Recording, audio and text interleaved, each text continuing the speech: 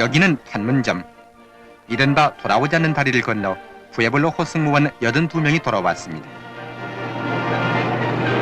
68년 1월 23일 동해 공해상에서 북한 괴뢰 강제로 납치된 지 만 11개월 만에 자유의 땅을 밟은 것입니다.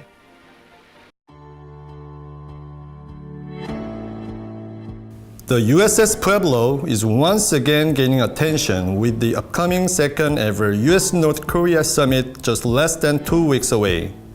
A retired US Navy captain and former special advisor to Vice President Dick Cheney said recently on Fox News that US President Donald Trump should ask North Korean leader Kim Jong-un to return the Pueblo to the US at the coming summit. A US congressman reportedly sent White House Security Advisor John Bolton a letter asking Washington to demand Pyongyang return the vessel, which has been seized by North Korea for more than half a century. The US Congress also proposed a resolution calling for the ship's return last May, shortly before the first Washington-Pyongyang summit. So what exactly is the USS Pueblo, and why on earth was she captured by North Korea? This week, Korea Now looks into the Pueblo incident and its aftermath.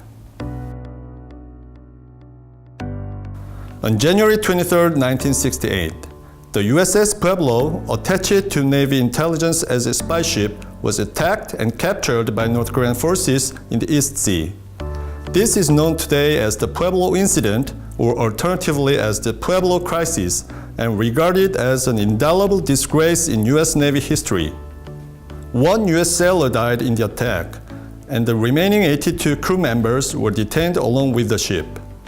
It came a week before the start of the Tet Offensive in South Vietnam during the Vietnam War, and 3 days after the Blue House raid, an unsuccessful attempt by North Korean commandos to assassinate then South Korean President Park Chung-hee in his residence at the Blue House.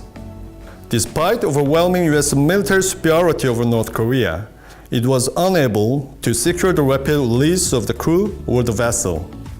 After a tense standoff in which they desperately radioed for assistance that never came, the 83 crew members, including a war dad, were transported to the North Korean port of Wonsan and later to a detention center near Pyongyang. The sailors were held there for more than 11 months. The Pueblo remains in North Korean possession. According to the US Navy, the Pueblo was seized by North Korea while it was in international waters off the coast of the Korean Peninsula. This shows the positions of the Pueblo on that day, reported by the US Navy. However, North Korea argues the vessel was well within its territorial waters, 12 nautical miles or 22 kilometers from the baseline. Pyongyang stated that the Pueblo deliberately entered their territorial waters 7.6 nautical miles or 14 kilometers away from your island, and that they intruded several times. This chart shows the 17 locations that North Korea claimed the Pueblo had entered their 12 nautical mile territorial waters. Although it is uncertain who's telling the truth, tensions on the peninsula ratcheted up to the extent that US generals drew up a potential nuclear strike plan, eventually opening negotiations with the North Koreans at the Panmunjom Peace Village in the demilitarized zone between North and South Korea. After months of talks, the Cold War crisis finally resolved 2 days before Christmas 1968, when the Gaunt prisoners walked one by one across the bridge of no return in the DMZ. The prisoners were released after the US signed an apology of salt, which was quickly rescinded once all the Pueblo's prisoners returned home safely. The Pueblo's capture was such a coup that North Korea turned the ship into a tourist attraction in Pyongyang. It opened the vessel to the public in 1995, moving it to the Daedong River. In late November 2012, the Pueblo was moved to a berth along the Botong River and has been used there as a museum ship at the Pyongyang Victorious War Museum. Visitors are allowed to board the ship and see her secret courtroom and crew artifact, an old political symbol of North Korean victory over the US. According to former US Ambassador to South Korea Donald Gregg, in 2005, North Korea indicated that it would be willing to repatriate the Pueblo, which is yet to happen.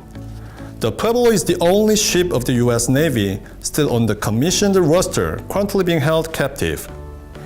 Using the upcoming summit as a momentum, if the North returns the Pueblo, the symbol of hostile US-North Korea relations in the Cold War era, it can be a good gesture of trust building for both countries.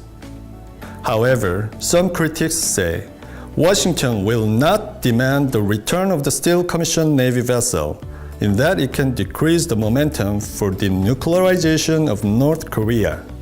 In fact, there has been no indication the matter was brought up by Washington officials ahead of the second summit with Pyongyang. What are your thoughts on this?